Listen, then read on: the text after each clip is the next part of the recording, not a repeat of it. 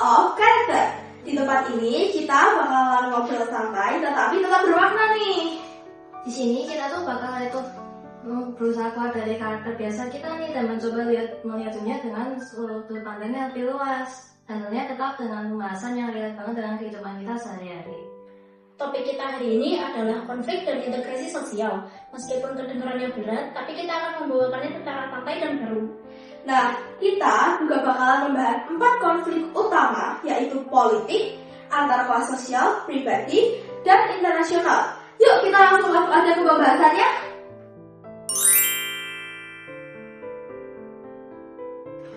Oke, kita mulai dari konflik politik nih ya buat yang pertama. Nah, kalau menurut kalian berdua nih, konflik politik itu apa sih? Kayak contohnya dan penjelasannya coba dijelasin. Tolong dong, Nona. Oke, menurutku konflik politik itu terjadi karena adanya perebutan kekuasaan atau kepentingan dalam pemerintahan. Contoh yang paling awamnya adalah korupsi yang sering kita rasakan sekarang. Hal itu kan yang sering banget kita lihat di berita sehari-hari kan, dan juga di artikel dan lain-lainnya. Betul. Penyebabnya biasanya karena penyalahgunaan kekuasaan, kurangnya pengawasan, dan rendahnya integritas masyarakat. Dan dampaknya besar banget. Oh iya, berarti seperti kerugian negara, hilangnya kepercayaan yang dimiliki oleh masyarakat kepada pemerintah, sampai ketidakstabilan ekonomi yang ada di suatu negara. Nah, jadi jelas ya, konflik politik itu bukan hanya suatu urusan pejabat, tetapi berdampak kepada seluruh masyarakat yang ada di negara tersebut.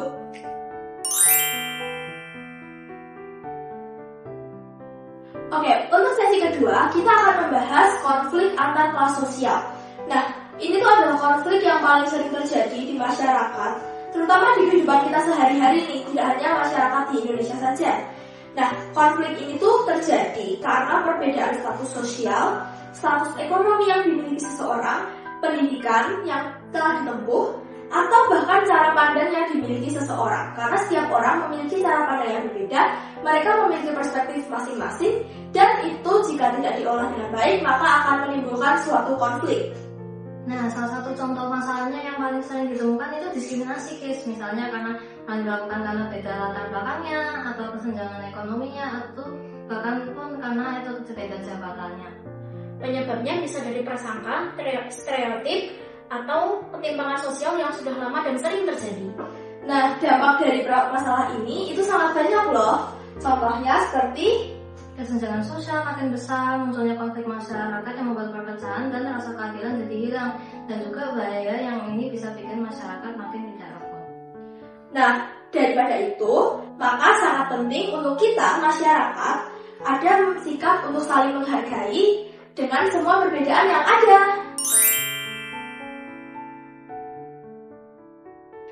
Oke, wah gak kerasa nih ya, kita udah ngelewatin 2 sesi dan sekarang kita mau masuk ke sesi ketiga, yaitu konflik pribadi. Sepertinya nih ya, dibanding konflik antar kelas sosial yang memang sering terjadi dalam kehidupan kita, konflik pribadi juga sering nih terjadi dalam kehidupan kita. Nah, sekarang kita mau masuk konflik pribadi. Menurut Jennifer nih, konflik pribadi itu apa sih? Konflik pribadi itu seringnya terjadi antar individu, contohnya pertengkaran, perbedaan pendapatan, atau kadang tujuan yang sangat berbeda tapi malah bertabrakan. Oh, yang sering terjadi di kehidupan sehari-hari itu ya? Iya, penyebabnya tuh banyak banget tapi sering sekali terjadi. Seperti perbedaan pendapat yang tadi saya bilang, emosi yang tidak terkontrol karena reaksi yang malah salah, atau kesalahpahaman yang terlihat sepele tapi tidak disesuaikan malah menjadi konflik fisik atau kadang sangat parah. Oke. Jadi penting banget nih ya untuk kita memiliki komunikasi yang baik kepada orang-orang yang ada di sekitar kita dan orang lain tentunya, tidak hanya orang yang dekat dengan kita.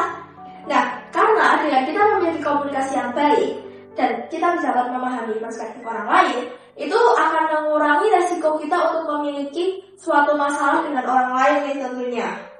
Betul, bisa mengurangi kerusakan hubungan atau bisa mengurangi timbulnya stres, dan kadang konflik itu bukan soal siapa yang betul, tapi juga bagaimana kita menyelesaikannya dengan baik dan juga menghargai satu sama lain. Oke, jadi kita nih kalau misal punya masalah, janganlah kita malah mendebat, tetapi bagaimana cara kita menyelesaikannya dan mencari jalan tengahnya. Karena bukan siapa yang menang, tetapi bagaimana kita dapat mendapat solusi terbaik.